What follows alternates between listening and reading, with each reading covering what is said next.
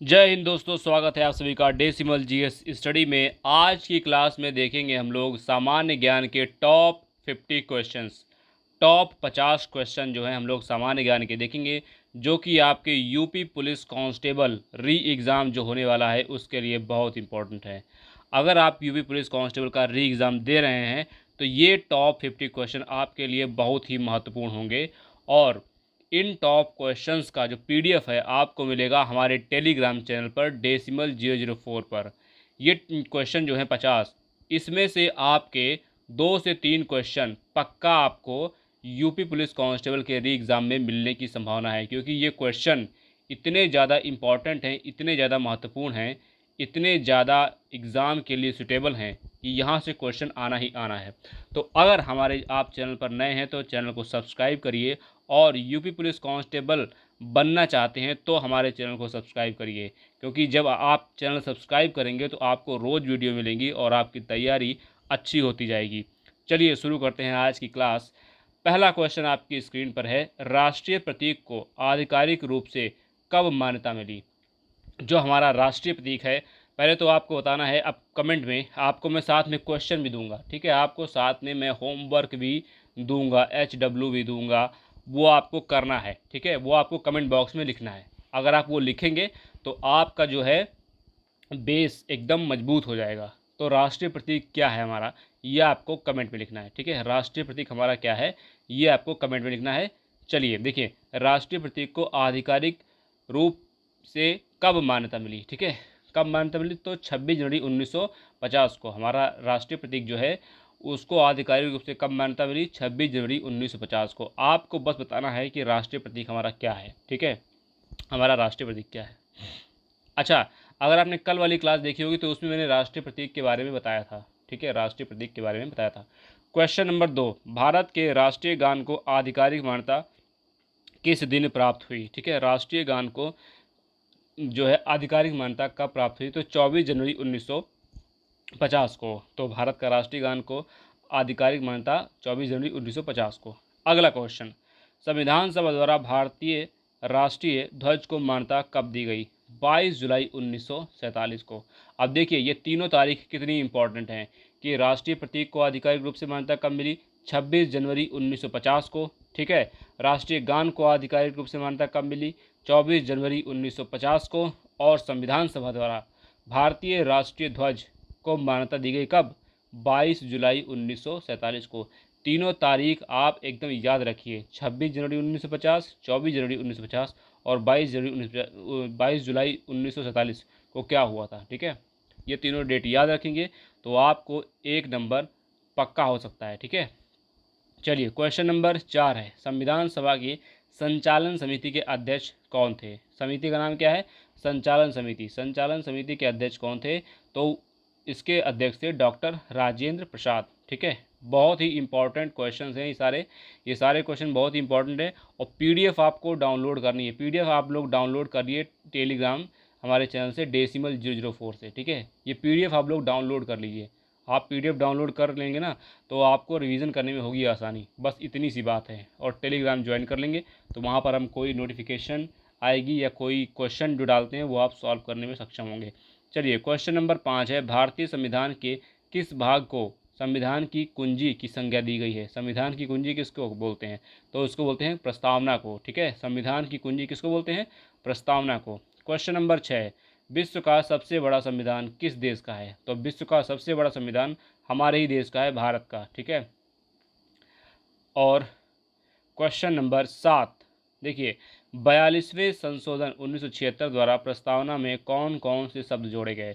समाजवादी, धर्मनिरपेक्ष और अखंडता, ठीक है? बहुत ही इंपॉर्टेंट क्वेश्चन है। 42वां संविधान संशोधन जब हुआ 1976 में तो प्रस्तावना में 3 नए शब्द जोड़े गए, जिसमें पहला है समाजवादी, धर्मनिरपेक्ष और अखंडता। तो जो प्रस्तावना है उसमें एक बार संशोधन भी हुआ है, ठीक है? और प्रस्तावना में संशोधन किया जा सकता है। देखिए क्वेश्चन नंबर 8 है, संविधान के प्रारूप पर कितने दिन बहस हुई? तो 114 दिन, ठीक है? 114, 114 दिन संविधान के प्रारूप पर बहस हुई। इस तरह क्वेश्चन जो है कांस्टेबल के एग्जाम में आ सकते हैं, ठीक है? भारत के संविधान की प्रस्तावना किन शब्दों से शुरू होती है? हम भारत के लोग, we the people of India, ठीक है। हिंदी में बोलते हैं हम भारत के लोग, इंग्लिश में we the people of India, ठीक है। जब आप संविधान की प्रस्तावना देखेंगे ना, तो उसमें लिखा हुआ है पहली लाइन, हम भारत के लोग, भारत के लोग संपूर्ण प्रभुत्व संपन्न, ठीक है। इस तरह से लाइन लिखी हुई है। लिखित संविधान की अवधारणा ने सर्वप्रथम कहाँ जन्म लिया? तो ये जन्म लिया फ्रांस में, ठीक है। लिखित संविधान सबसे पहले कहाँ बना? तो ध्यान रखना, लिखित संविधान सबसे पहले फ्रांस में बना। क्वेश्चन नंबर 11, संविधान संशोधन प्रक्रिया किस देश से ली गई? तो संविधान संशोधन करने की प्रक्रिया ली गई दक्षिण अफ्रीका से। कहाँ से? दक्षिण अफ्रीका से।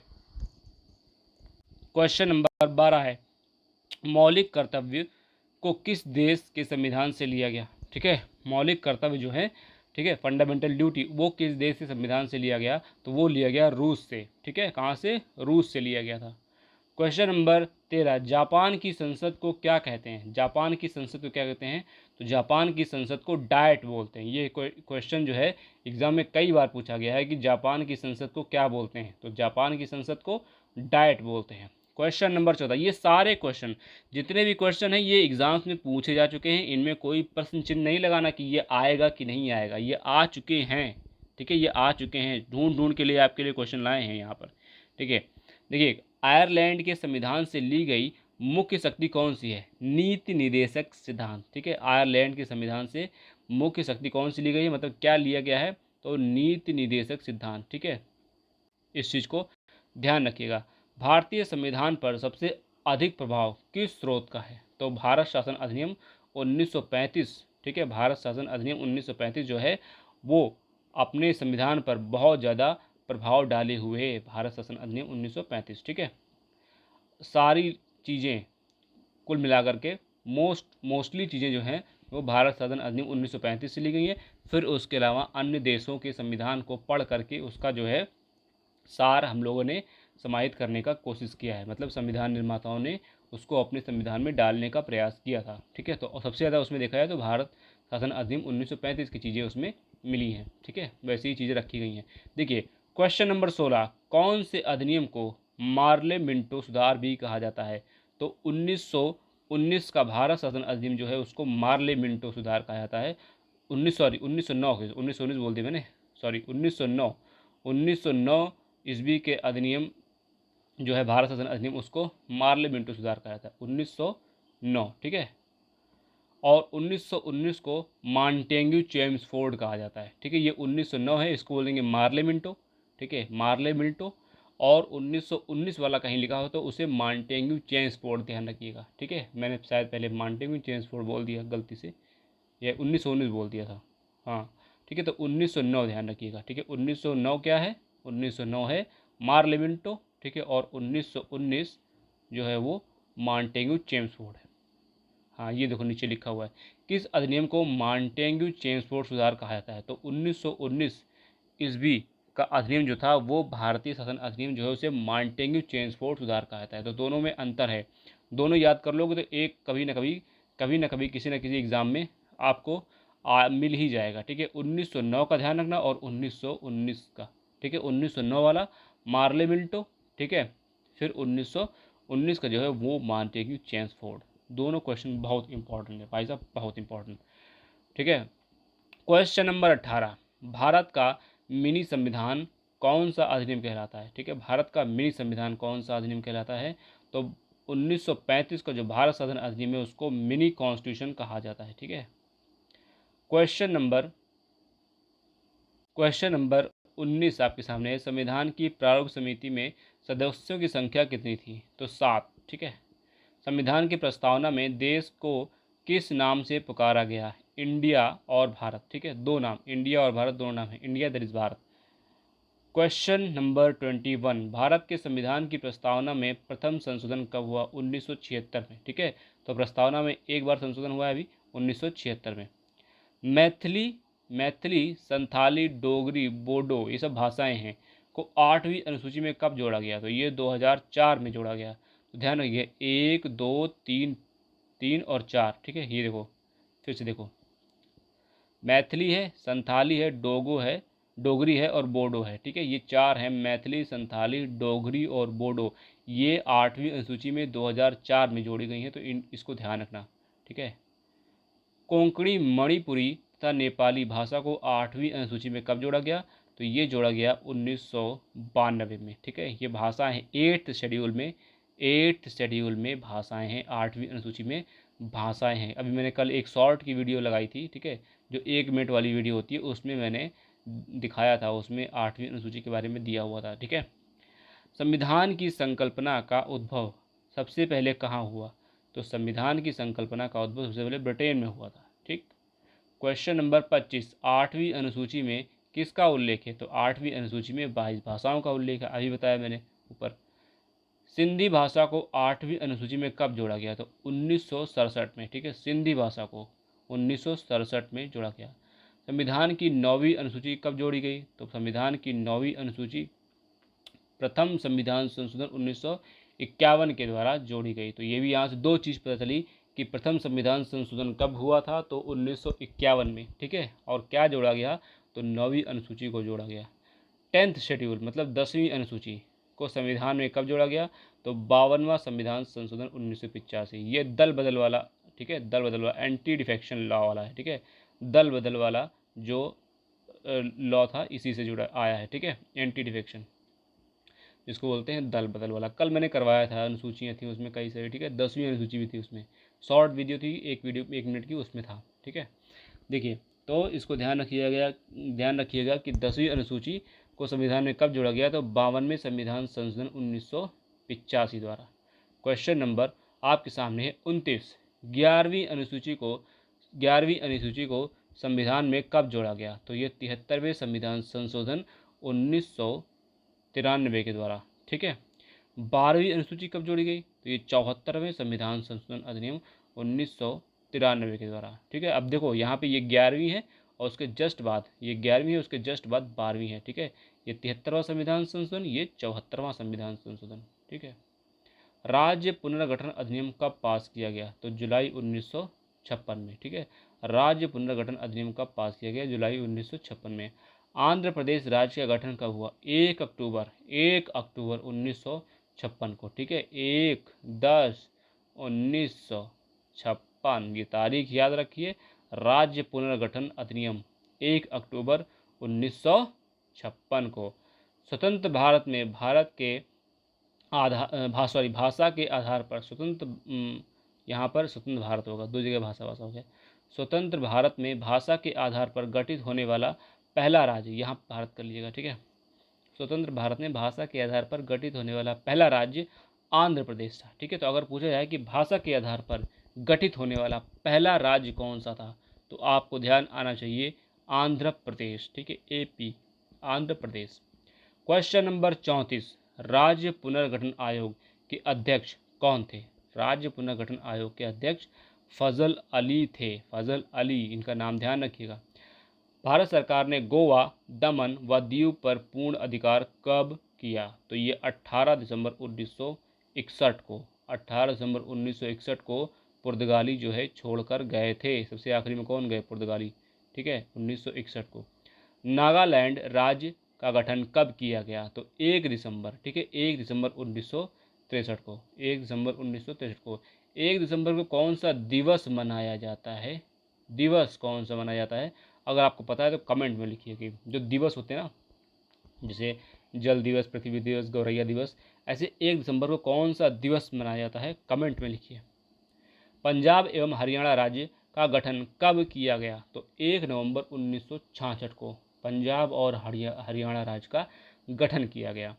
क्वेश्चन नंबर 38 है, भारतीय संविधान के धड़ाधड़ प्रश्न हो रहे हैं, ठीक है, धड़ाधड़ प्रश्न हो रहे हैं, धड़ाधड़ एकदम याद करते चलिए, एकदम रट डालो इन क्वेश्चंस को, रट डालो, रट लोगे तभी भला है, रट लोगे तो कांस्टेबल बन जाओगे, बात मान लो, ठीक है। क्योंकि ये क्वेश्चन ऐसे ही डायरेक्ट आते हैं, ठीक है। अगर आपकी रीजनिंग, हिंदी, ठीक है, ये सारी मजबूत हैं तो आपको GS यहाँ से एकदम मजबूत मिलेगी, यहाँ पे एकदम ठोस GS मिलेगी जो आपको सिलेक्शन दिलाएगी। भारतीय संविधान के किस अनुच्छेद में यह लिखा है कि भारतीय राज्यों का एक संघ होगा, तो अनुच्छेद 1 में लिखा है कि भारतीय जो भारत राज्यों का एक संघ होगा, ठीक है, ठीक है। क्वेश्चन नंबर 39, कौन से अनुच्छेद में नए राज्यों का प्रवेश और स्थापना का वर्णन है, तो अनुच्छेद 2 में, ठीक है, अनुच्छेद 2 में नए राज्यों का प्रवेश और स्थापना का वर्णन है। अगर कोई नया राज्य बनाना है तो आर्टिकल 2 का इस्तेमाल किया जाता है, ठीक है, आर्टिकल 2 का इस्तेमाल किया जाता है। अगर कोई नया राज्य बनाना है या फिर कोई नए किसी के राज्य को काट करके, जैसे उत्तराखंड यूपी से अलग हुआ, तो आर्टिकल 2 का प्रयोग हुआ है। क्वेश्चन नंबर 40, किस संशोधन द्वारा सिक्किम को पूर्ण राज्य का दर्जा मिला? तो ये 35वां संविधान संशोधन था, जिसमें सिक्किम को हम लोगों ने अपने देश में मिला लिया और उसको पूर्ण राज्य का दर्जा दे दिया, ठीक है। भारत में एक एकल नागरिकता की अवधारणा कहाँ से आई? तो ब्रिटेन से आई है, ठीक है। भारत में एकल नागरिकता है, मतलब क्या होता है ना, अमेरिका में दोहरी नागरिकता होती है, एक सेंट्रल की होती है, एक स्टेट की होती है, ठीक है। लेकिन यहाँ पर एकल नागरिकता है, जो कि हम लोग सभी भारतीय हैं, ठीक है। कोई स्टेट का नहीं कहा जाता कि ये यूपी से हैं, ये उत्तराखंड से हैं, ये पंजाब से हैं, ऐसा नहीं, ये भारतीय हैं ये कहा जाता है, ठीक है। किसी स्टेट का नहीं होता कोई, ठीक है, पूरे देश का व्यक्ति है। वहाँ पे अमेरिका में दो तरह की नागरिकता होती है, स्टेट की अलग होती है, सेंट्रल की अलग होती है, ठीक है। मतलब कि जिस स्टेट में रह रहे हो वहाँ की होगी, और एक जो मेन सेंट्रल गवर्नमेंट है वहाँ की होगी। संविधान के किस भाग में नागरिकता का विवरण दिया गया है? तो संविधान का भाग 2 जो है नागरिकता के बारे में बोलता है। बताइए नागरिकता के बारे में कितने कौन कौन से आर्टिकल, किस आर्टिकल से लेकर किस आर्टिकल तक नागरिकता का वर्णन किया गया है, ठीक है। कौन से आर्टिकल से शुरू है और किस आर्टिकल पर ख़त्म है नागरिकता के बारे में, ये आप कमेंट में लिखिएगा, ठीक है। इस तरह की आप लिख देंगे तो आपको याद रहेंगी चीज़ें, ठीक है। चलिए देखिए आगे, देखिए क्वेश्चन नंबर 43, किस देश में दोहरी नागरिकता का प्रावधान है? देखिए अभी मैंने बताया ना ऊपर कि अमेरिका में दोहरी नागरिकता है, एक सेंट्रल की होती है, एक जिस स्टेट में है आप वहाँ की होती है, ठीक है। तो अमेरिका में दोहरी नागरिकता का प्रावधान है, ठीक है। लेकिन अपने देश में एक ही नागरिकता है, और हम लोगों ने उसको कहाँ से लिया है? एकल नागरिकता ब्रिटेन से इस अवधारणा को हम लोगों ने, इस कॉन्सेप्ट को लिया है, ठीक है।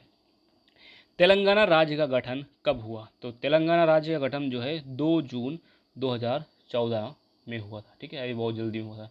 विधि के समक्ष समता किस अनुच्छेद में है? ठीक है, किस अनुच्छेद में है विधि के समक्ष समता? तो ये है आर्टिकल 14, ठीक है, आर्टिकल 14 में विधि के समक्ष समता का प्रावधान है।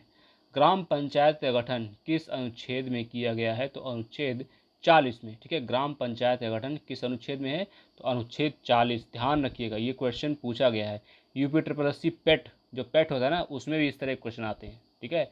यूपी पुलिस कांस्टेबल में इस तरह के आएंगे, वन डे एग्जाम में इस तरह के क्वेश्चन की, जीएस जीके के क्वेश्चन की भरमार रहती है। तो इस तरह के क्वेश्चन एकदम रटे होने चाहिए। अब देखिए क्वेश्चन नंबर 47, अब ये क्लास होने वाली है ख़त्म, 3 क्वेश्चन और बचे हैं, बहुत ही इंपॉर्टेंट क्वेश्चन है। धर्म, मूल वंश, जाति, लिंग या जन्म स्थान के आधार पर विभेद का प्रतिषेध, अनुच्छेद 15, ठीक है, अनुच्छेद 15, आर्टिकल 15, एक पिक्चर भी आई थी, मूवी, ठीक है, आर्टिकल 15 एक मूवी आई थी, अगर नहीं देखी है तो कभी देखिएगा, बहुत बढ़िया है, आयुष्मान खुराना की मूवी है आर्टिकल 15। उसमें यही यही चीज़ें जो है लोगों को समझाने की कोशिश करी गई है कि धर्म, मूल वंश, जाति, लिंग या जन्म स्थान के आधार पर जो है किसी के साथ भेदभाव नहीं किया जाता कि ये किस धर्म का है इसलिए भेदभाव करेंगे, किसी मूल वंश, जाति, इन सबको आधार मानकर किसी के साथ कोई भेदभाव नहीं किया जाएगा, ये आर्टिकल 15 में लिखा हुआ है। क्वेश्चन नंबर 48, राज्यसभा की संरचना किस अनुच्छेद में है? तो राज्यसभा की संरचना जो है वो अनुच्छेद 80 में है, ठीक है, अनुच्छेद 80, आर्टिकल 80, आर्टिकल 80 जो है। क्वेश्चन नंबर 49, लोकसभा की संरचना आर्टिकल 81 में है, मतलब राज्यसभा पहले 80 में और एक बढ़ा दो 81, तो लोकसभा, ठीक है। भारत का राष्ट्रपति किस अनुच्छेद में है? तो भारत का राष्ट्रपति अनुच्छेद 52 में, ठीक है। तो ये थे आज के टॉप 50 क्वेश्चन, बहुत ही इंपॉर्टेंट क्वेश्चन है। अगर आपने पूरी वीडियो देखी है तो मैं बता रहा हूँ कि आपको इसमें से 2 से 3 क्वेश्चन मिलेंगे ही मिलेंगे, ठीक है, 2 से 3 क्वेश्चन मिलेंगे, और आप जो कांस्टेबल बनने के सपना देख रहे हो वो आपका पूरा ज़रूर होगा, ठीक है। तो अगर आप कांस्टेबल का एग्ज़ाम दिया है और री एग्ज़ाम देने के लिए फिर से तैयारी कर रहे हो, क्योंकि करनी पड़ रही है सबको, तो आपको भी करनी पड़ेगी। तो मैं बता रहा हूँ कि आप इस चैनल को सब्सक्राइब करिए, आपका सिलेक्शन में हमारा योगदान होना चाहिए, हम बस इतनी मनोकामना रखते हैं। और हमारा टेलीग्राम चैनल, ठीक है, हमारा टेलीग्राम चैनल डेसिमल 004 है, उसको ज्वाइन कर लीजिए। वहाँ पर आपको मिल जाएगी पीडीएफ से कर लोगे रिवीजन से बनेगी तुम्हारी डिवीज़न, ठीक है, और तुम बन जाओगे सिपाही। बस इतनी सी बात है, ठीक है। ये पीडीएफ कर लो जाके डाउनलोड। ये पीडीएफ अभी यहाँ पे मैंने लिख दिया है, ये सब चीज़ों में, ये सब आपको वहाँ पे क्लीन एकदम पीडीएफ मिलेगी, ठीक है। तो आज की क्लास में इतना ही। और हाँ, अगर आपने पहले वीडियो नहीं देखी है, पहले मैंने सिपाही सीरीज़ की वीडियो बनाई है, ठीक है, सिपाही सीरीज़ की, तो उस वीडियो को भी देखिए, उसमें जीएस और हिंदी है, ठीक है। उस वीडियोज़ को भी देखिए, क्योंकि उन वीडियोज़ में बहुत इंपॉर्टेंट क्वेश्चन है, वो पीवाईक्यू हैं, प्रीवियस ईयर क्वेश्चन है, एज इट इज़ क्वेश्चन आ सकते हैं जीएस के उसमें, ठीक है। तो इतना आप करिए, देखिए लगे रहिए। एग्ज़ाम कब होगा वो आपको पता लगेगा भर्ती बोर्ड की वेबसाइट पर या फिर उनके ट्विटर हैंडल पर, ठीक है। इधर उधर फालतू घूमने की ज़रूरत नहीं है कि कोई कह रहा कि इतनी तारीख को गए, कोई कह रहा उतनी तारीख को है, ठीक है। तो आप तैयारी करते रहिए, जितनी तारीख को होगा भर्ती बोर्ड से आपको सूचना मिलेगी, ठीक है। आज की वीडियो में इतना ही, मिलते हैं नेक्स्ट वीडियो में। Thank you.